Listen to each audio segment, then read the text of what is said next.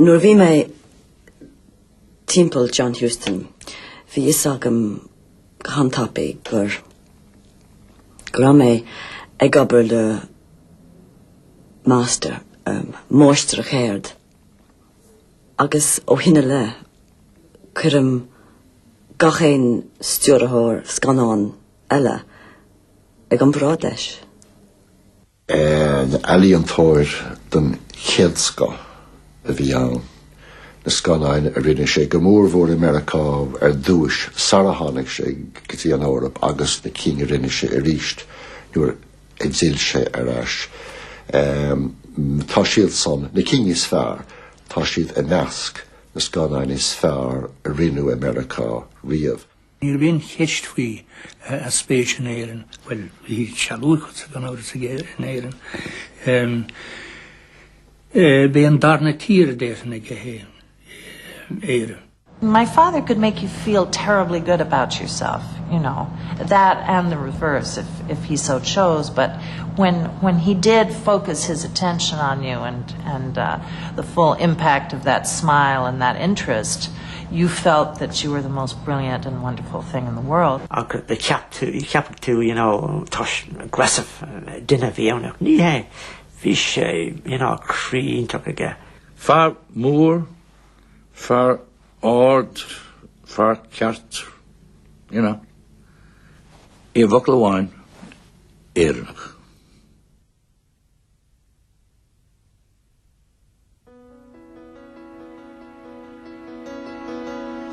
Mac don astóir chailúil Americánach Walter Huston a John Huston a saoiliúg ar an 5 lúnasa 1996. Cha sé ámig astóireacht agus an sin scríbhneoireacht scripte. Ach bur mar stúrathóir a fuair Huston anam ar a chéad scanán the Maltese Falcon. Lean sé airways sin ag stúrú The African Queen le Humphrey Bogart, Moby Dick le Gregory Peck, Heaven Knows Mr. Allison le Deborah Kerr, The Misfits a scríb Arthur Miller, Freud le Montgomery Clift, The Life and Times of Judge Roy Bean le Paul Newman, The Macintosh Man le James Mason, The Man Who Would Be King le Sean Connery, agus gan avras The Dead le na Inian Angelica. Ba ó híre Éireannach de Híntear Huston a dag immerke in 88, agus ba hanéring a bhí Cree Huston lumithe, agus hánig sé féin a charú van céile agus a bhirt fáiste chun cúneán seo I 1950. I've kicked around a lot, around the world. True, my work called for it. But it wasn't only my work that sent me off. Without knowing it, I was looking for a place. A place with which I could identify myself, put roots down. A place to call home. Here in Ireland, I found it. A home, surrounded by beauty and by peace, where you can live life and enjoy it.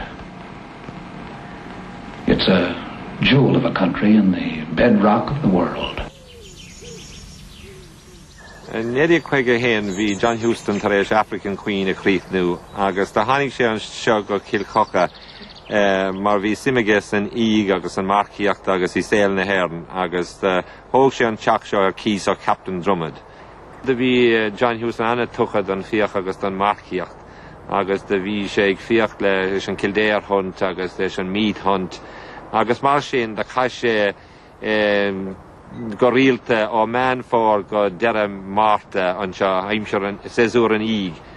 Dag na Hustons an teach seo I 1955 Da huig siad síos go Connemara feig tréimh se garid ar dúis, de díl siad an teach de Peter O'Toole na díig sin, agus is an daistrig siad go crachhain.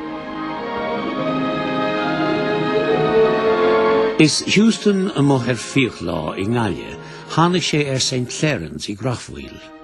Teach tí stór in rochchuí a stát céad acra. Bhí Houston anna hóca leis agus mar buhúil dó chur sé chuige I áil.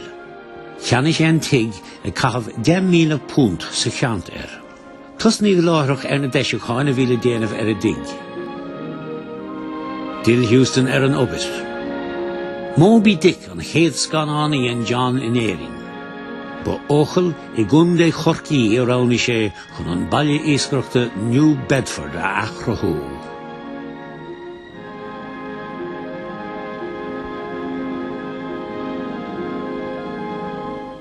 Tháinig John Huston go hóchal, timpeall 2 bliain o'r currach tús le Moby Dick. Tháinig sé chun Claude Coburn ní eiscint. Mar de cheannach sé na cartaine, the rights, the beat the devil, sin Irish scríomh Claude Coburn. Agus a dénag, íos an amach, pictúr úntaach ar fad. Agus is dóg an trá sin, chur connic sé an síomh a bhí an óchal, agus béidir go raibh sé clós le bheith cosúla Nantucket, Massachusetts. Nuair a tháinig John Huston, tháinig sé go dtí Corcaigh ar an tréin leis an eistóirí a fad, agus bhí 20,000 daoine a fanacht I Corcaigh, agus deirtar go raibh an 10,000 eile Corcaigh imethe go loch go hóchail roimh ré.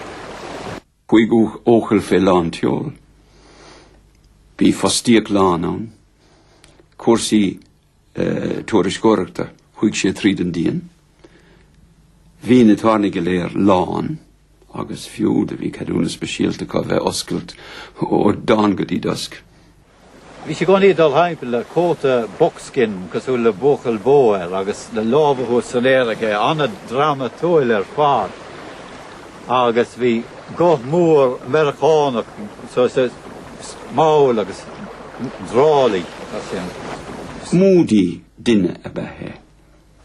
Ach a récha mar sinna dúirt an fuireann mar jaabhlar, agus a bhí scáraigh cuille duine a roimh John, you know. Agus is cainlam maidin amháin, nuair a bhí críochleis na taspáint na glúisina, ní raibh sé sástaló, agus déag sé taobhhiarda, agus de bhí má bháthirse, agus duine eile carrilé, ina sí ag an back row. Ní raibh Cadica bheith ónach, tug marse Cadica. Agus chun a chuid ferrig vent Dort Houston. Who left those broads in here? Is cainlam nor a bhí scene one a hogant, you know? Bhí timpeall gá kid, no, gá míle dína fécantaisteacha. Agus my God, bhí sé so cóciúin sin nor a tháinig Houston an set charismatic ar nos an papa. Ní dúirt sé faic, ach le bhí aglóir an goléirve. Bhí an sgrán Somáile gur seachtain lán in san gá cinemas ag an am céine, agus son gach duine san ócail bhí 6,000 chuid siad go léir go dtí 2 uairstún chuid siad ann. Agus bhí siad a fechan ar a féin agus ar an seanna agus an máthair agus iad léasta sós, you know, agus tóracht. Ní raibh saim agus is scanán corrabé ach tas iad féin a fechan ar Agus críochna aige le Moby Dick, Dil Houston Grafhwyl, ach ní raibh deireadh fós leis na deisiúcháin St. Clarence. Nor hannig sé dosach fi sésin sa teach sa stúr leis lena bhean agus nó bhí na postí bhí Angelica agus Tony an freisin. Agus an sin bhí rúni aige Lorraine bhí sé teach eile an sin. Bhí tá trín ó ceire tithe beaga an. Ach an sin nuair bhí cuicarí ar a teach dan sésin is a teach mór a héin agus stoilm gur hen an teach beag níos mór lena bhean agus dan sésin sin agus Nís an gur aragóns na rud a betrach ach sin chuir a rudaí. Gach rud a bhí aige hána sé tír a cín bhí statue bra, tá sé síos fós ag teachas steward a tháinig as Venice I Allen statue Punchinello, well ní sé Allen ach tá sé go bra. Agus stoilm gur tháinig an tubrad seo as áte cíns freisin ní raise sin an seo an sa sean seo. Ach átar bé thug sé anchuid stufan seo as Mexico.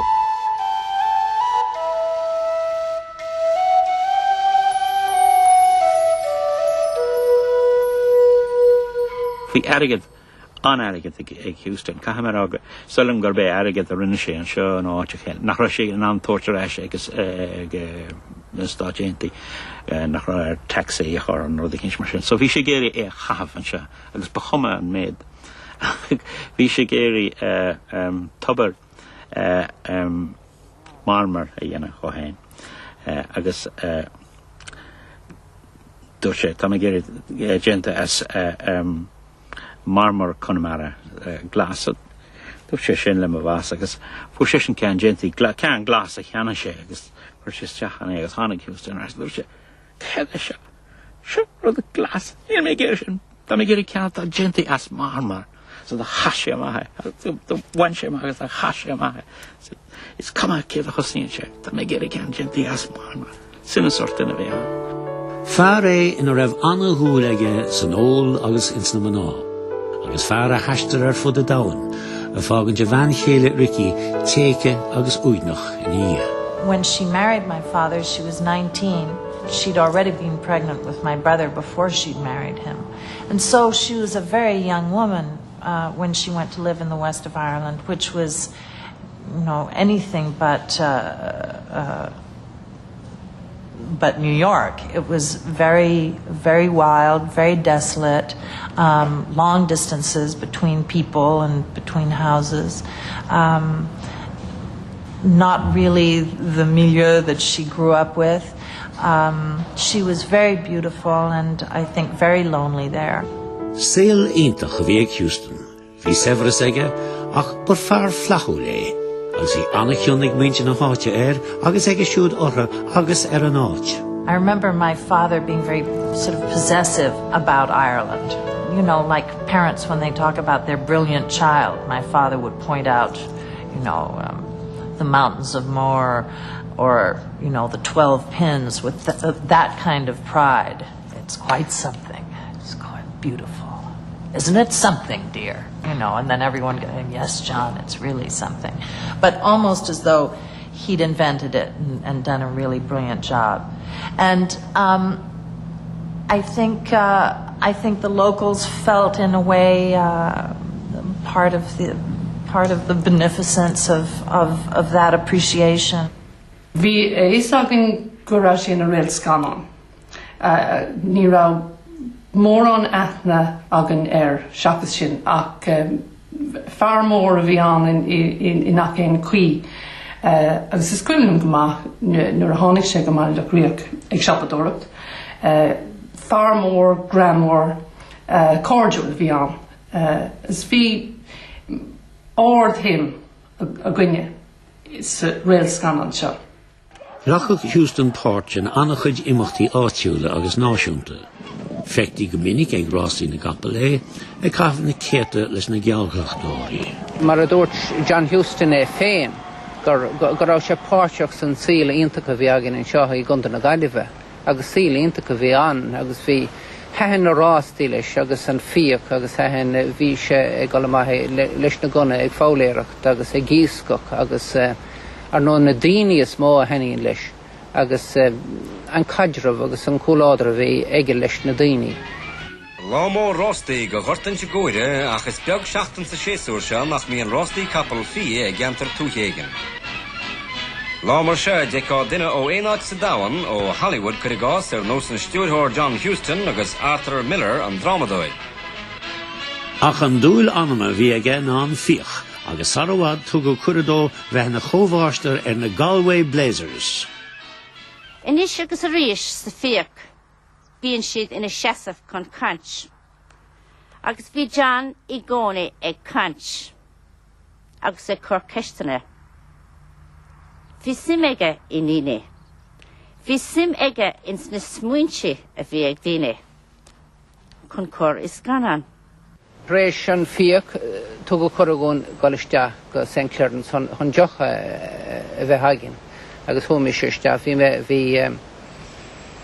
hí capel agam agus hánig duine síorthagam agus thug sé glynna mór fuiscí dom agus thug mi sé cúnan ar bhór síorgan fuiscí agus dír me ar an bhar thugan fuiscí dom grímáil ar an trín mar bhí agam bhí scéalta faoin teach se agus go raibh sé go hálan agus heistimim dul isteach a dút mis leis gur heistimim dul go leithras agus bhí me rééis an scéal seo a chlistáil go rah dabhah mór is tíhann sin go bhéach séisiir go leistehan sí chuí me séistethe go teachan asalaach céan seomra chuí mé aníach mé an dabhah ach nuair a tháinig mé amach gan me buchas leis a bhí fáil grimar a gapel gom agus chur mé ceiste céan tenime bhéir agus John Steinbeck an tenime bhéir. De cóna sé St. Clairns. Bhí féasta bratha móra an. Bhí beise Kelly ag tuairt ara dar a féasta. Bhí mé an, bhí sé go hintach. Bhíag réaltaí scanan ó gacáit an. Nuair a bhí sesin in a bháistear ar fé cúpla báta chuir se pobl mór tíobh de St. Clairns agus bhí an thumpáil sin. Bhí an bia go chuntach agus an óil. Bhí sé ag gruthaach an doris. Agus na chalíní gléasta go glóite. Níor thuamar a bhaile go dtí an maidin. Bhí anna cháil agus anna chuid cainte I dtéobh na cóisiir a bhreacha a bhíocha hall. Ach bhí anam faoi le ag féasta na nullag. Lánullag, nuair a tháinig lánullag bhí na daoine go léir a bhí ag obair sa teach mór agus ní nachrá ag obair an na daoine tháinig si go dtí an teach mór chun féasta mór. Thug sé óbaldó agus bia agus buntanis. Don na daoine bhí ag obair agus don na lenaí. Bhí Angelica agus Tony an sin agus bhí mar go léir mar clán. Bhí Daddy nullag an sin agus na mummers. Bhí ceol agus crack a gwein agus bhí mé ag grincú. It was a kind of magic time because creative people would come there and local people. At Christmas, all the staff came in there. I was often Father Christmas with them. And my children used to come up there on Sundays. That always he made the people in the community part of what he was doing. Ba vinnig do réalta Hollywood teachsá go St. Clairns, ach de bharach go deibre bhí ar Huston féindul haar lear go rialta. Ach dan a bhain chéile agus na páistí sochar I St. Clairns I bhfad ó Hollywood, go ná héile chahabhachab ag dul ar scoil agus go rangan a rinke. Bhí mar an-cordúil le Angelica, agus bhí sim eici I síl an bhaile mór agus in ár síl. Ach cuireamar ceistena arthaí faoin táis síl a bhí eici. Bhí sé sin anhéimiúil ar fad. Meas an héin go raibh sí uagnach. Sin sinné an cuí a bhí sé. Agus bhí iságan nach raibh sí ag cathmh mór an ama lena athair. Agus bheas mé héin, ní ra mé ach jeblín díis, ach bheas mé héin an tan sin go raibh sí uagnach agus nach raibh mór an cóide eici. Bhí lán daoine éiste ag déanamh rudaí ina híl ach ní raibh cóide nó ní raibh síl cluine eici ar churbe.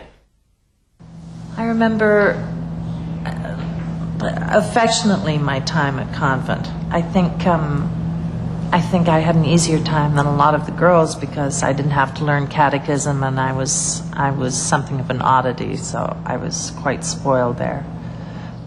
Bhí síl difriocht ag Angelica nuair a bhí Chinnas fécle ar de hui si ar Echelan go dtí London le haid go dtí an féclárach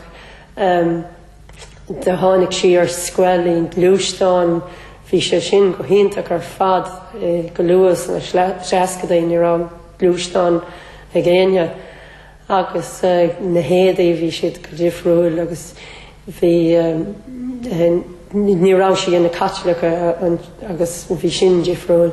Is cuireann go mbeadh sí ag gimmert i rith na scoile agus ina dhéir sin is cuireann gur thug sí rangan na rince linn. Bhí sé gcónaí a géirí gach uair a thugad sé ag an rang Brano ar Angelica agus céad a bhí si gá dhéanamh agus bheadh sé a Branos teo tríd an doras a rith an rang. So bhí an sim ag John Huston in san chalín beag. Agus dúirt sé le me dús bara go raibh fan gomach an cultúraí agus gomach sí ag déanamh na rudaí gaelach a bhíochs na chalíní agus na buachaí eile déanamh comá agus go raibh sé antábhachta gomach an chlán mar a géine le na daoine eile. Tony ó bhí sé anfián is dóil an búthal mór a bhí anad agus ní raibh simdá laid aige san dása. Bear leis bheithe ag léimní hart agus ag déine sprí le na búthalaí agus ní rá mór an búthalaí san rang go handúil chalíní is mó a bheith an. Bhí Huston níos déine ar a bhach Tony ná mar bhí sé ar Angelica, ach is sé déanamh an doras ganán in éiring, The List of Adrian Messenger, thug sé páirt bheag eistóireachta dul. Are you making a lot of money working in this? Yes, Is your father paying you anyway reasonably? Very, thank you. Well, is he paying you or is somebody else? Well, it's really, I suppose, Universal and Joe Productions, but I suppose I've got him to thank for it. Good. Well, do you find him a terrible old slave driver on the No. directing of the movie? He hasn't told me off really badly once. Well, that's He's very highly nice. creditable for him. It's very nice indeed. Must be a good partnership, I think. Yes. The List of Adrian Messenger was the film. Gaki had the Viet script nua a maidne. Net a vis again, cut beyond the day the quick no share Shane. On Roher. Roo was it. Best Aaron Roher, I've seen a fatly animal. I said, caught my ear a stunt there on that bike, Joe. Could you come off down that cliff down there as fast as you can? The on a horse, I'm going to have a animal gum. Well, we used to talk to a nose machine. I said, Joe, be careful, kid, don't hurt yourself, for God's sake. Gave himself away. Be crean of Ogon, digging to. Vi mar déanamh an scanán I barc an fiannisce cúpla seachtainna tar éis sin agus bhí fuathe ar ceapas gur fuathe anna dheas ar fad úr, agus bhí ar na extras rich the topic thar an áid seo. Nuair a bhís agéine gur corcach a bhí ann, isce fé halamh agus bhí na extras, and the cailde gach ile dinne na broge, na firags na manav, cailde na broge, agus here, good. So Houston says, come here, kid. Who looks after the extras? I said, Ben Anna Asser Fudd. I ran him to Marcella Grimes. He said, bring her here. So I brought Marcella into the caravan.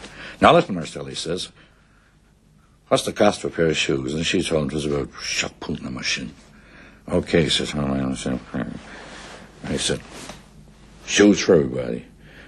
And he said, if whether you tell anybody, we're going to tangle. Binian says Farabian. The forward achadama a chahavik Houston I St. Clarence. Ach de vi áit díir, tarman an vetach sé élo, áit fríváide cúin. Bíving leis an cósta hir, is ceanna sé tach beagdó héin I litir muláin. Timppel 1967 sé hánig John Huston go litir muláin dós. Stoilm go dánig sé maiall hí náit cún agus íorgulta, agus hí sim na swai agus hí sé snepáile gána gan an. Cheanna sé pí talón agus techan sin, agus chuise Éireannach dhéise sé agus thug sé go náit go mór ó chuin go dtí go bhása sé. Bhí fíorspéise gan. Well, tháinig sin seo mar thug sé an tainneamh go náit. Tháinig sé gur an náit an sochuid agus gur sé le tíomh na farige agus go mór an rud bhúlais bí an náit an óláin mar dheará. Bhí le timime an hiún timppla na 1966 na 60 ach na tháinig John Huston na gnám sin haint na mílte daoine na dhéisisin i tar cuairtear náit agus ag ggéar an náit bhaint amach. Ag gnám sin bhí trálan le tíomh na háitear nó. A trábhfuil tú de hásan is éid sin tainnim i vídeo ar seo an trábháin. Agus ionach go deonra de nóir a bhí sé an tí ó ceir go bhliantain seo agus nar bheagad sé i meallachas spidéil, beidir go stopach cárthú, gus go níráidí siit, well, daoine as an Éireann, daoine as áite be i Europe, beidir cara Houston's Beach, trá Houston. Agus a dosach, bhí muid a cuinú ar an hén, agus fuair muid amach gur baistiú an trá, as trá Houston, an láisin a go dtíon lá tainneháin, gus sin an tainnim tar a trá se trá Houston.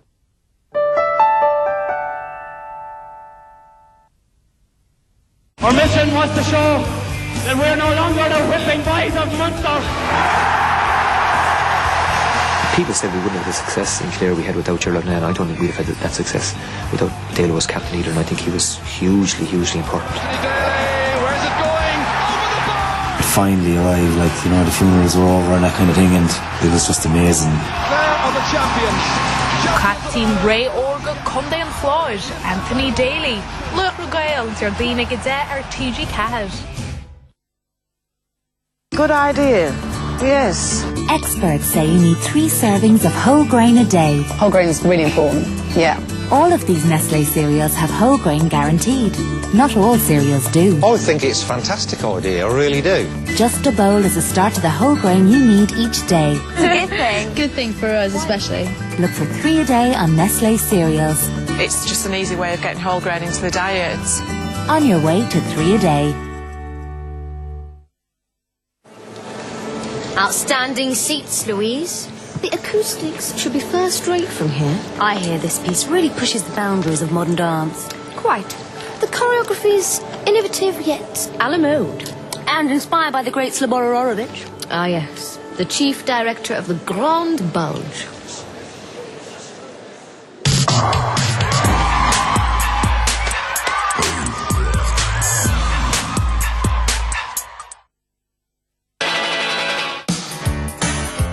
Now, there's an exciting new family saloon from Chevrolet that grabs attention.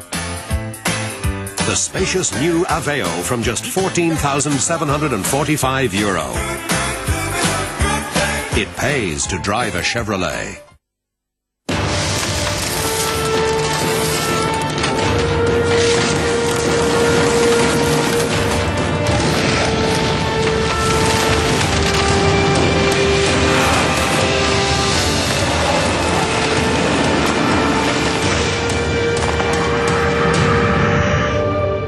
Of our land, Guinness and Irish rugby.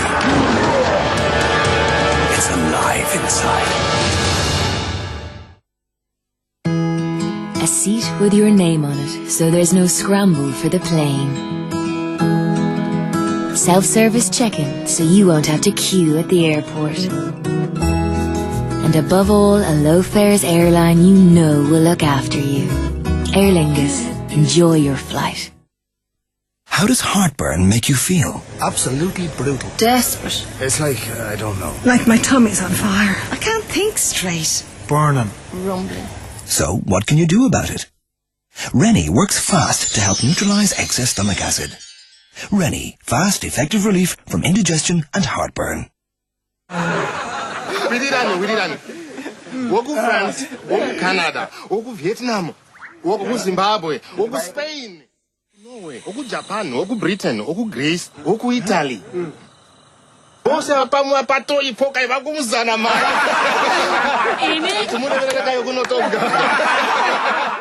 Take on the world at the world's largest poker room, partypoker.com.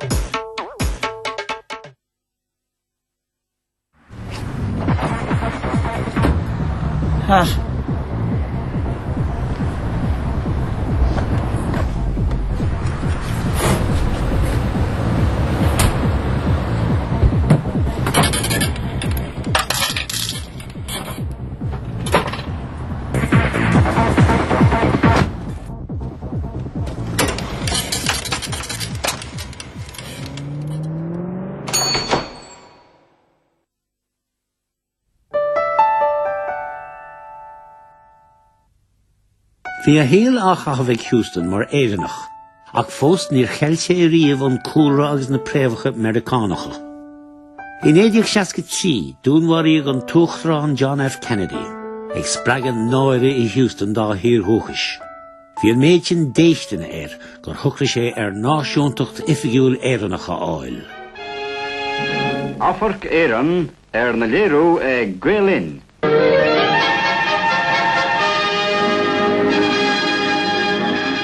An ring dí agus cirt agus loch nuachta a fannachtar an stúrthás ganán cáúil John Huston I Missouri a Rugaway ach til sé amach daras seo ina Éireannach tar éis clárú ina Éireannach gan tír seo.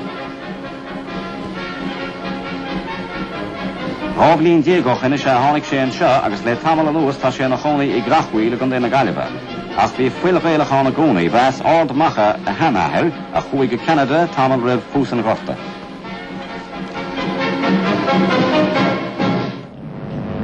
Well, I've lived in Ireland for the last 12 years, and I intend to make Ireland my home for the rest of my life. My children are Irish in their way of thinking and their way of speaking and living,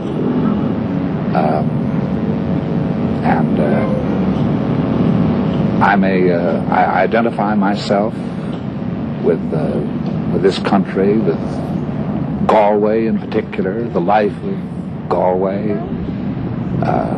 I found the place that I like to live in. Yen sé a bhíle díhil níos mó agus níos mó ama a chahabh in éirí. Nuair a bhíoh sé ar a chumas, dhéanach sé tafta sa tír. Bhuailg sé de léir thóirí scanáin eile gur bhín éiring a bhí na suíomh a barúnaí dóibh siúd. Úrite, agus I gás Casino Royale, Larry Charlie Fieldman, bad on íring Huston wanted to repay all the time Ireland for having him. And so he convinced Charlie that the place to shoot the Scottish scenes would be cheaper for him, could come to Ireland, and there in County Wicklow, they'd be able to shoot all those scenes. Casino Royale was the film, and the section of the film that he directed called for grouse. And he convinced Charlie the greatest grouse he'd ever see would be in County Wicklow. So a whole unit is taken over, which means hotels, means everything, and location allowances and the lot, and they arrive. There haven't been grouse in Ireland for maybe 100 years. Snipe, yes. Pigeons and pheasants, no grouse. So I had to send for a whole great special effects unit with great towers and wires coming down over the hills in Wicklow. And so we had these grouse coming down all the wires while they shot them. Agus I gobar Casino Royale, chur Huston sim I Johnskull scanáin dúchasach Éireannach. Casa tríde a bhí an I star a Johnskull sa tír. Gere, thug rialtas na tíra ard a bhachtas chun an Johnskull a bhunún seo. Thugad tlús éisteachta don bhic mhór seo ó Hollywood. Bhí caint an fiú go gceanóg Huston Ardmore Studios. My chief interest is rather in the future of Irish film productions. In a few months' time, I hope to have an announcement to make in that respect. Will this include or exclude Ardmore? Well, naturally include Ardmore. I mi na Mórta, Shaska Shacht, scríomh mé srahaltana san Irish Times, shaking, briaul Hunscoil scanán na Héireann, agus cén fáh nach rá sé ann agus an gá a win denna a bheith ann. agus bhí fíorachas orm nuair a bhuair mé gléach 7 róin dhí sin ó Rooney, Houston, ag íri orm teach chun cainte leis. Bhí sé sin antáhachtach ar fad. Ag an amsán ní thiúrach an rialtas mór an ards thuairimí Éireannacha mar leabhar ar chórsaí scanáin. Bhí gá a duine achtarannach an cháilúil a bheith ling. So chuig méid suas ag suite mór seomraí bhí ige in óstán an Gresham ling dómh a déanamh sin Philadelphia in Ardmore Studios agus bhí caint fada againn agus de chuir sé annachchuid ceisina orm riall ar an méach an teirgad le fáil in éiring agus céan chuí a gahamid goileráid agus mar sin. Agus de cheap mis a go raibh sé sásta cabhrú ling chun an chúis a bhrú ar leis an rialtas. An chéadrád eile ná go bhacamarins na pápéirí cúpla seachtain ó hin go raibh sé tréis cuide a thuirt de Jack Lynch a bhí na híiseach ag an am teachtamach ag Ardmore Studios áitirá an scanán a dhéanamh ag Houston agus bhí Houston ag éirí ar cuiste a bhainú chun go bhféadfamis tiúnscail scanáin a bhainú agus ní raibh sé tréis feicirá le héine faoi sin. Ach ag an céanna scéalma a bhí ann. I think the politicians who supported the building of the studio can take consolation in the fact that it's brought a lot of money to Ireland. We're spending more than $1 million here in Ireland, and we wouldn't be here if it weren't for Ardmore. So the economy of the country has benefited, surely. You talked also, Mr. Houston, about setting up a council to investigate the whole business of the film industry. That's the finance, the training, everything about it. Would you be prepared to serve on this committee? I'd be delighted to. Eigen giad criniú, the bhí galore, caint generálta, agus the bhí Houston ag ghlacha leis, gur a bheisian an tródaí, an feilsamh, an fear ólas, an fear a hiig cad bhí uin tar leis agus uig féin.